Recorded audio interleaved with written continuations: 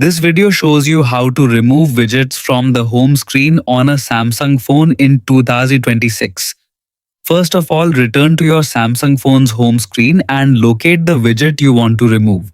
Widgets are the small interactive boxes that display information such as weather updates, calendar events, clocks, news headlines, or music controls directly on your home screen. Once you find the widget, touch and hold it for a few seconds. Keep your finger on the widget until a menu appears or the widget slightly lifts from the screen, indicating that it is ready to be moved or edited.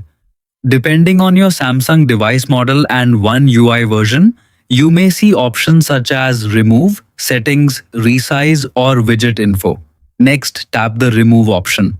On some Samsung phones, you may need to drag the widget toward the Remove area at the top of the screen. As soon as you release it, the widget will be removed from your home screen instantly. Don't worry, removing a widget does not uninstall the app associated with it. It only removes the widget shortcut from the home screen, while the app itself remains installed on your device and can still be accessed from the app's screen. If you accidentally remove a widget, you can easily add it back by touching and holding an empty area of the home screen, selecting widgets, and choosing the widget you want to place back on the screen.